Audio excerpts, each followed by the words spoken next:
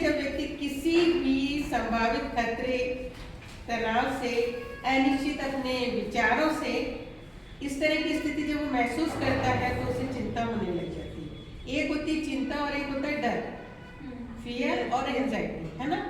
डर अलग चीज है और एंजाइटी होना अलग चीज है ना।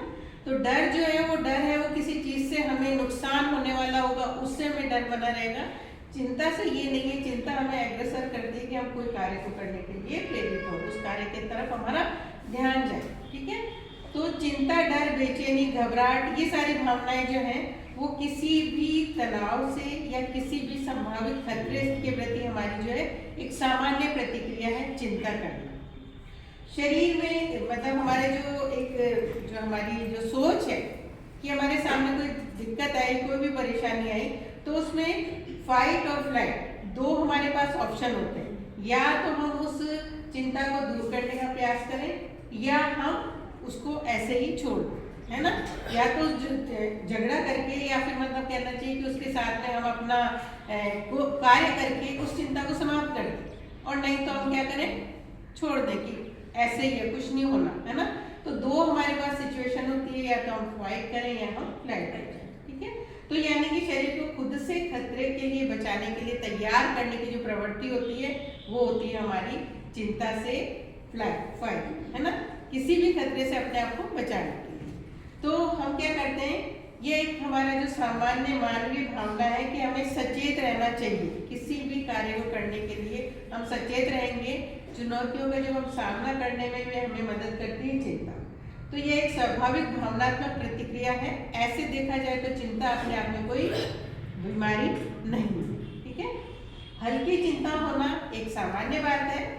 वो चिंता हमें प्रेरणा देती है, हमें मोटिवेट करती है, आगे के कार्य करने के लिए हमें प्रेरित करती है। लेकिन लगातार जब हम अत्यधिक अनियंत्रित चिंता करते हैं, बहुत ज़्यादा उसी बारे में सोचते रहते हैं, तो इससे क्या होता है, हमारा जीवन, हमारे दैनिक दिनचर्या, ये सब हमारे रिलेशन, ये सब प्रभावित होते हैं। ये सब इससे क्या होते हैं कि इन सब पे गलत प्रभाव पड़ना शुरू हो जाता है और ये हमारी चिंता विकार के रूप में हो जाती है, एंजाइटी डिसऑर्डर होता है, ठीक है। सामान्य चिंता जो हम करते हैं, सामान्य चिंता एक स्वाभाविक सी है कि किसी भी, जैसे कि हमारे पास में दो तरह की चिंताएं होती हैं, एक तो सामान्य हो गई और एक हो गई जो कि चिंता विकार का रूप धारण कर लेती है। सामान्य चिंता ये, जैसे कि आज एग्जाम है आपका, किसी जॉब का आपका इंटरव्यू है ना, कहीं आपको सफर करने के लिए जाना है, किसी से आपको मिलने जाना है, फर्स्ट मीटिंग है ना। ऐसी जो आपके सामने सिचुएशन होती है, तो वो क्या है, आपकी उस समय के लिए आपके पास में वो चिंता बनी हुई है, ठीक है। वो काम हो गया, एग्जाम दे दिया, इंटरव्यू दे दिया, किससे मिलना है, मिलिए, कहीं जाना है, यात्रा समाप्त होगी, वो चिंता वो काम होने के बाद समाप्त हो गई, है ना। ये हमारी जनरल चिंता, सामान्य चिंता है, ये हमें होती है और ये हमारे काम को खत्म करने के बाद वो समाप्त हो जाती है। दूसरी जो चिंता विकार जो हो जाता है, ये एक ऐसी स्थिति होती है कि जिसमें चिंता की भावना जो है लंबे समय तक बनी रहती है, ठीक है, कि हमारे ऊपर हावी बनी रहे, मतलब हर वक्त हम काम कुछ कर रहे हैं, लेकिन पूरा ध्यान जो है हमारा उसके प्रति है कि वो जिस चीज की हम चिंता कर रहे हैं, तो सारा ध्यान हमारा उधर जा रहा है। तो मेंटली हम फिजिकली वर्क कर रहे हैं, लेकिन मेंटली हमारा ध्यान उस तरफ है। तो फिजिकल वर्क उससे प्रभावित है कि नेचुरल होगा ही होगा, क्योंकि हम पूरी तरह से कोई भी काम करते हैं, जब फुल माइंड ऐसे नहीं करते, पूरी तरह से उस काम पे ध्यान नहीं देते, तो काम सही नहीं हो पाता।